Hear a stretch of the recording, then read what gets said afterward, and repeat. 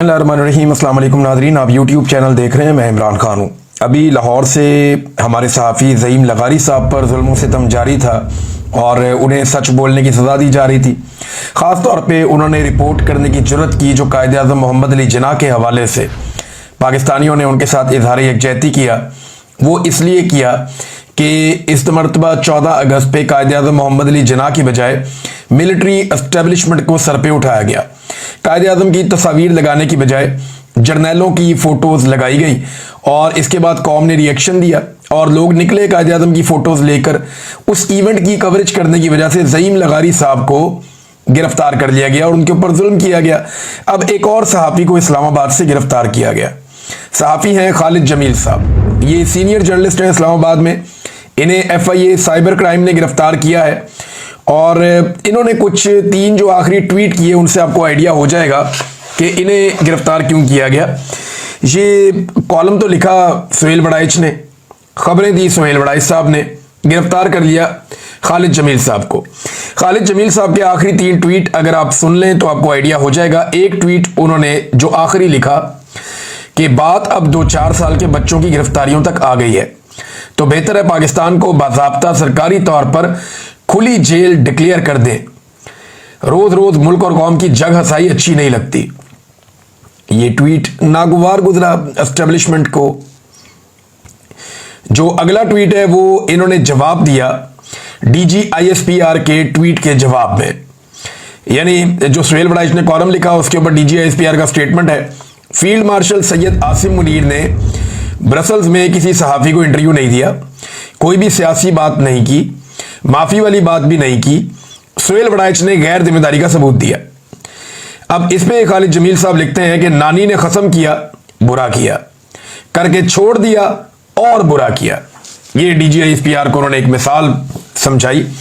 देखिए, सीनियर सहाफ़ी कोई भी होगा ना पाकिस्तान में, वो ये मानेगा ही नहीं कि सुहेल बड़ाइच ने आर्मी चीफ से मुलाकात के बाद इतनी गैर जिम्मेदारी के साथ कुछ लिख दिया या मर्जी के बगैर कुछ लिख दिया। आर्मी चीफ से जो एक आदमी मिलता है उसकी बाकायदा लिस्ट होती है और उस मुलाकात के बाद बाकायदा आगाह किया जाता है कि ये बात आप पब्लिक कर सकते हैं, ये नहीं कर सकते। ये कोई रोटी को चोची कहने वाले लोग नहीं है। पाकिस्तान के आम आदमी को शायद ना पता हो, लेकिन जितने पाकिस्तान के सीनियर सहाफ़ी हैं या एंकर्स हैं उनको इस बात का आइडिया है। कोई एक भी ये बात मानने को तैयार नहीं है कि सुहेल बड़ाइच साहब ने अपनी मन मर्जी कर ली होगी। जितने सीनियर सहाफ़ी हैं या कॉलम राइटर हैं वो ये जानते हैं और वो ये कह भी रहे हैं अपने अपने अल्फाज में कि ये मुमकिन ही नहीं है कि सुहेल बड़ाइच जैसा सीनियर आदमी वो किसी जगह से उठे और मन घड़त एक कहानी सुना दे।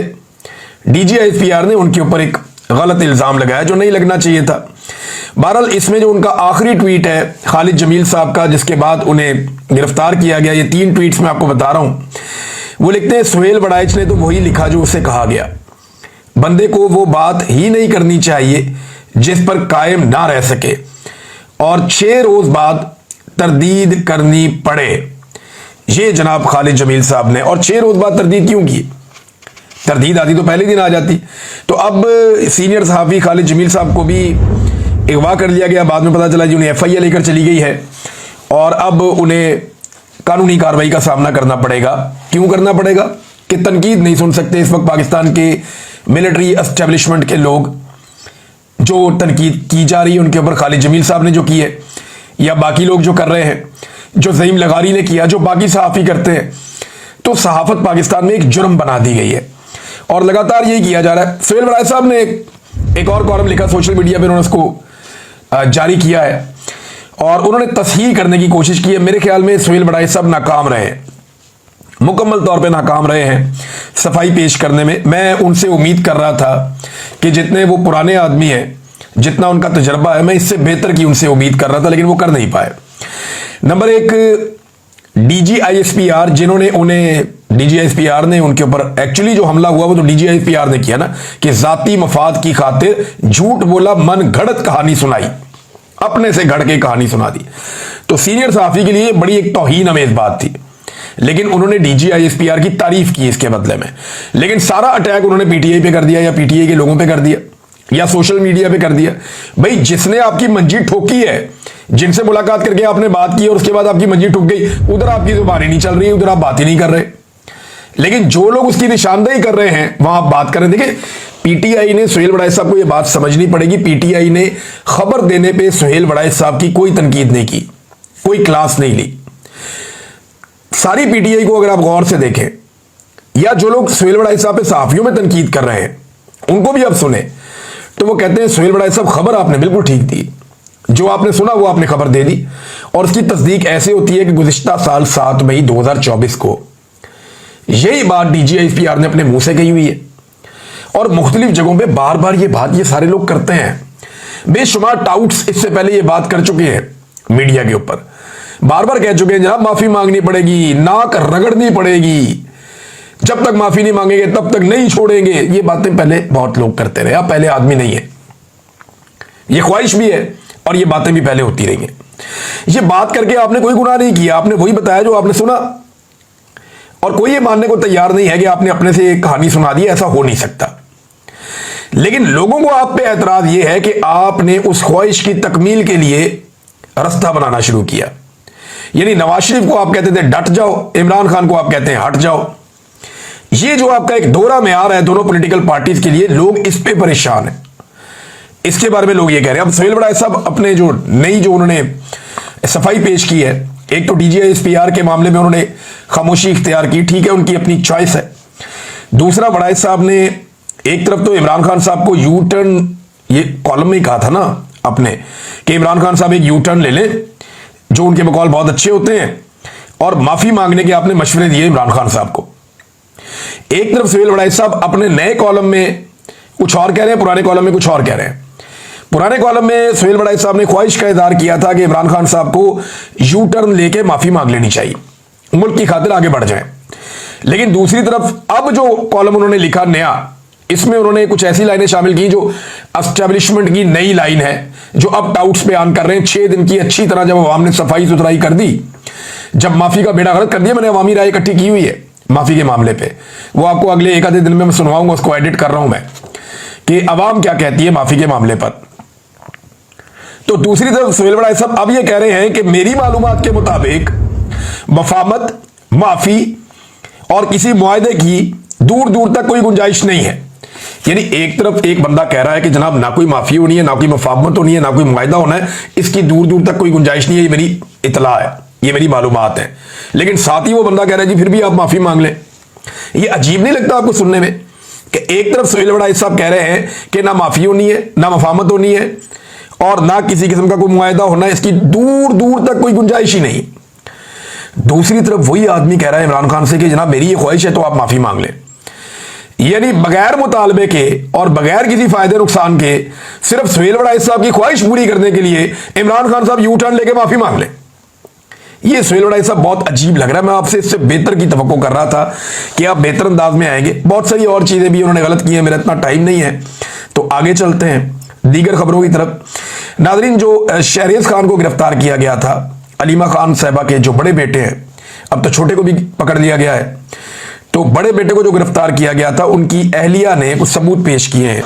ये सबूत आप देखिए। उनकी अहलिया, जिनका नाम मारिया शहरियार खान है, वो बताती हैं जनाब, उन्होंने एक तस्वीर पोस्ट की और उस तस्वीर में उन्होंने बताया कि 9 मई का जो प्रोटेस्ट हुआ जिना हाउस में या कोर कमांडर हाउस के सामने, उस वक्त उन्होंने बताया कि हम लाहौर से 750 किलोमीटर दूर थे और my family home in Chitral, और वहां पे हमारे साथ कोई 1 दर्जन के करीब फैमिली फ्रेंड और उनके बच्चे भी थे।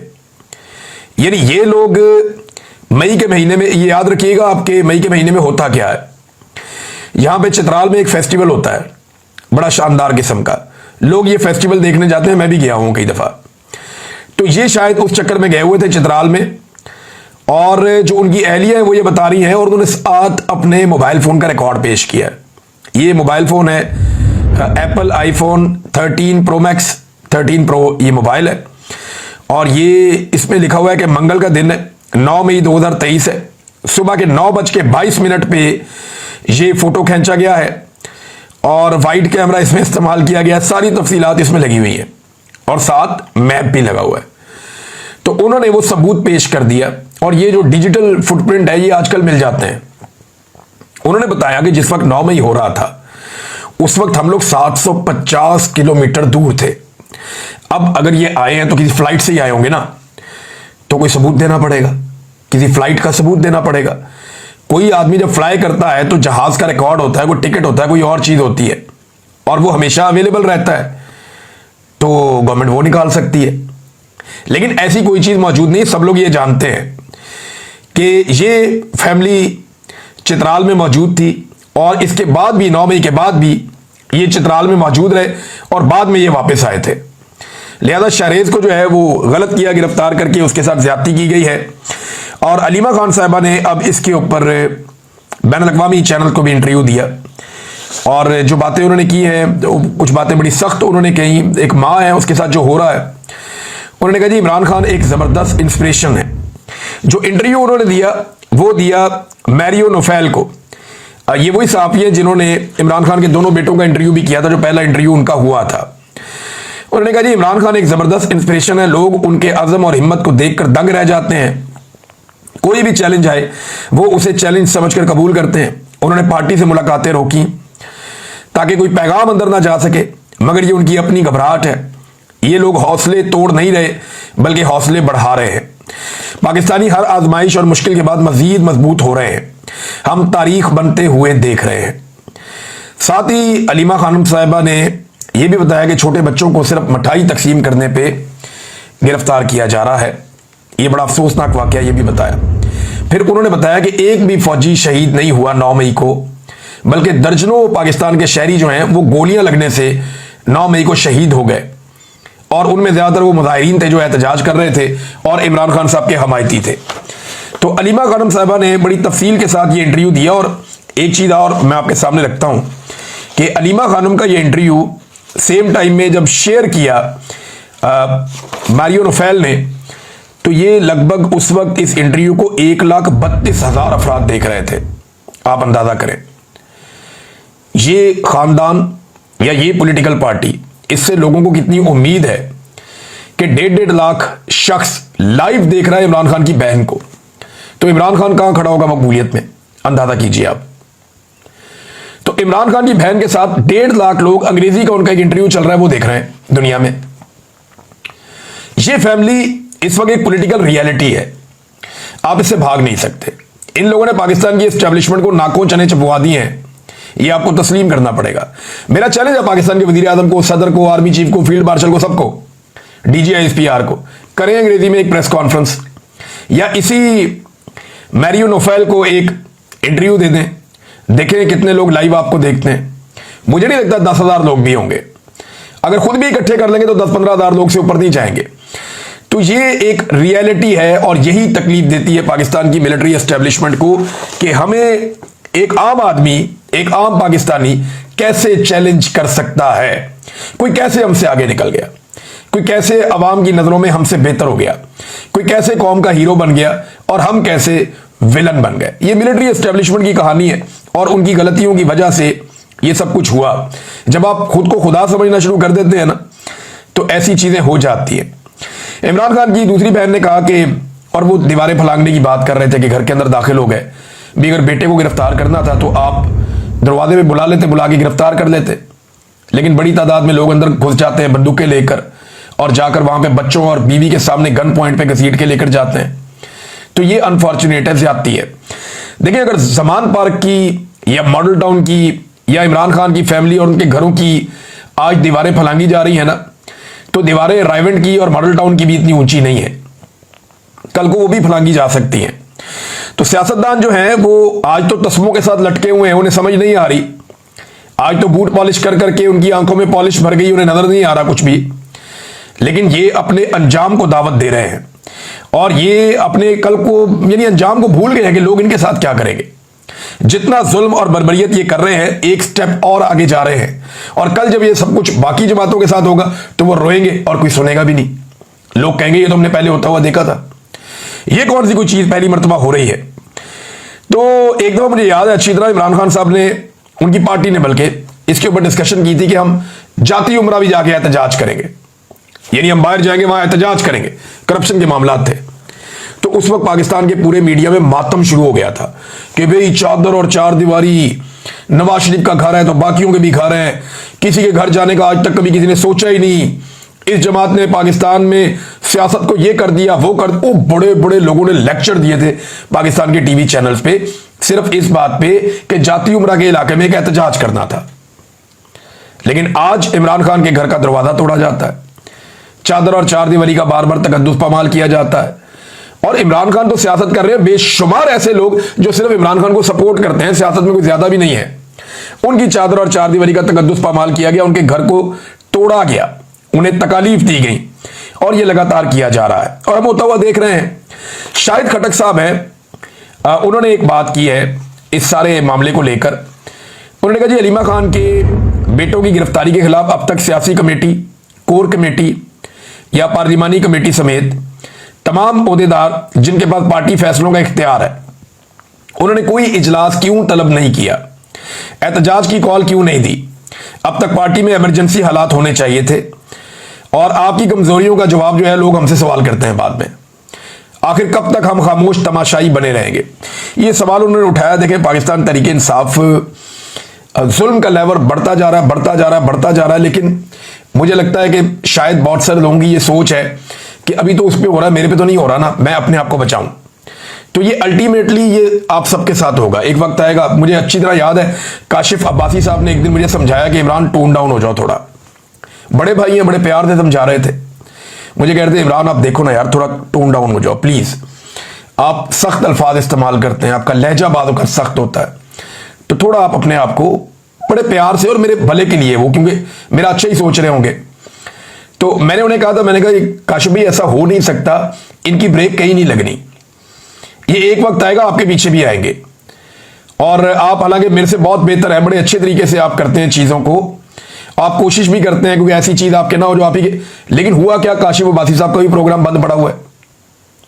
हालांकि जब मुझे वो बंदा मुझे मिले ना तो मैं उससे पूछूंगा भी होन सुना, मुझे आईएसआई ने जब अगवा किया ना तो शुरू के चंद दिनों में मारकुटाई करते हुए मुझे काशिफ अब्बासी साहब की मिसाल दी गई कि यार आप बिटवीन द लाइंस क्यों नहीं चलते। आप देखें ना, फलां है फलां है फलां है, काशिफ अब्बासी साहब हैं, आज उनका भी प्रोग्राम बंद है। तो काशिफ अब्बासी साहब कोई तब्दील तो नहीं हो गए थे, वो अपना काम कर रहे थे। तो यहां पे जो सियासतदान आज ये समझते हैं ना कि ये आग उनके दरवाजे तक नहीं आएगी, चाहे वो पाकिस्तान तरीके इंसाफ के अंदर है या दूसरी जमातों में है, तो ये आग उनके दरवाजों तक आएगी, 100% आएगी। और मैं उस वक्त याद दिलाऊंगा कि मैंने आपको पहले कहा था कि ये आग आपके दरवाजे तक पहुंचेगी। नाज़रीन, मरियम नवाज साहबा का एक मुकदमा बड़ी खामोशी से खत्म कर दिया गया। यानी एक तरफ इमरान खान के खानदान के लोग गिरफ्तार हो रहे हैं, नैब पे पथराव का एक मुकदमा था मरियम नवाज साहबा का, उसमें पुलिस ने केस खारिज करने की रिपोर्ट अदालत में जमा करवा दी और उसमें कह दिया गया कि मरियम नवाज और दीगर के खिलाफ इल्जामात साबित नहीं हुए। आपने सबूत मांगा किससे भाई?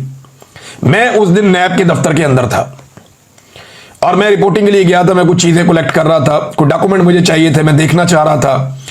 तो मुझे पता चला कि आज मरियम नवाज ने आना, तो फिर मैं उधर ही बैठ गया। मैंने कहा जरा देखते हैं एक जर्नलिस्ट को और क्या चाहिए होता है, कि जरा चेक करते हैं इनकी क्या इंक्वायरी होती है और क्या निकलता है उसमें से। तो उस वक्त नैब के दफ्तर के अंदर पत्थर आना शुरू हो गए और वो वीडियो सारी दुनिया ने देखी है कि ये शॉपिंग बैग्स के अंदर भर के पत्थर लाए थे, उनको जमीन पे फेंकते थे, उसमें से पत्थर निकलते थे, क्योंकि नैब के दफ्तर के बाहर पत्थर अवेलेबल नहीं थे, लिहाजा ये शॉपिंग बैग्स में भर के पत्थर लाए थे और वो रायवेंड से इन्होंने इकट्ठे किए थे, लाकर इन्होंने डालों में रखे थे, वो गाड़ियों में रख के वो पत्थर लेकर आए, उन्हें जमीन पर फेंकते थे, वो फट जाते थे, उनके अंदर से पत्थर निकलते थे, वो उठा उठा के इन्होंने नैब के दफ्तर के अंदर मारे। मैंने खुद 2 लोग जो जख्मी थे अपने मोबाइल फोन से, जिनकी अंदर पट्टी मरम पट्टी की गई, उनकी अपने मोबाइल फोन से मैंने दोनों की फुटेज बनाई थी, तस्वीरें बनाई थी और अंदर शीशे भी नैब के टूटे थे दफ्तर के। तो आज वो कह रहे हैं जनाब सबूत ही कोई नहीं मिला, मैं चशमदीद गवाह हूं इस वाकये का। लेकिन आजकल टिकटॉकर्स का दौर है, तो टिकटॉकर को सहूलत दी जाएगी और दी जा रही है। नाज़रीन, एक स्टेटमेंट आखिर में मैं आपको, इंटरनेशनल नाज़रीन बहुत सारी बड़ी खबरें आ गई हैं। इस वक्त रूस ने एक बहुत बड़ा अटैक किया है यूक्रेन पे। ज़रा थोड़ी सी पाकिस्तान के मामला जो है वो मैं डिस्कस करने में ज़्यादा टाइम लग जाता है। मैं चाहता हूं कि एक आधे दिन में मे बी वीकेंड पे मैं आपको इंटरनेशनल न्यूज़ में पूरा सिनेरियो बताऊंगा कि कौन आज कहाँ खड़ा है। फ़लस्तीन पे बात करनी है, हमने यूक्रेन पे बात करनी है, वो सारी चीज़ें जो लेटेस्ट फैक्ट्स हैं, दुनिया कहाँ जा रही है, वो आपके सामने में रखूंगा। नादरीन, ये प्राइम मिनिस्टर का एक स्टेटमेंट है जो मैं आखिर में आपके सामने रखना चाहता हूं। शहबाज शरीफ ने कहा क्या, ये स्टेटमेंट आप सुने और फिर आप सर पकड़ के बैठ जाएंगे कि यार ये कैसे हो सकता है। शहबाज शरीफ साहब का स्टेटमेंट ये है कि ये वो पाकिस्तान नहीं है जिसके लिए कुर्बानियां दी गई थी, मेरिट को अपनाकर इस मुल्क को अजीम बनाएंगे। यार मेरिट का लफ्ज कोई भी बोले दुनिया में, शहबाज शरीफ नहीं बोल सकता। 17 सीटों के ऊपर मेरिट की धज्जियां उड़ा के जिस शख्स को वजीर आजम बनाया गया, वो मेरिट की बात कैसे कर सकता है। अगर इस मुल्क में आज तक मेरिट की कोई सबसे बड़ी खिलाफ वर्जी हुई है तो वो शहबाज शरीफ का वजीर आजम बनना है। 17 सीटों के साथ उठा के वजीर आजम बना दिया और अब उसको 2/3 अक्सरियत भी दे दी। मेरिट की बात वो बंदा कैसे कर सकता है जिसका अपना वजूद ही मेरिट के खिलाफ है। यानी ये आदमी कभी भी प्राइम मिनिस्टर नहीं हो सकता, कोई भी हो सकता था। रेस में आखिरी नंबर पे आने वाला आदमी आज उन्होंने खड़ा कर दिया कि जनाब ये आपका प्राइम मिनिस्टर है, ये मेरिट है। और वो बंदा खड़ा होकर ढिठाई के साथ चौड़ा होकर ये कैसे कह सकता है कि जनाब पाकिस्तान में मेरिट आप लेकर आएंगे। आप मेरिट नहीं लेकर आएंगे, आपने मेरिट की धज्जियां उड़ा दी हैं। सिर्फ आप अपने आसपास ओहदे देख लें, आप सरकारी ओहदों पर बैठे हुए लोग देख लें।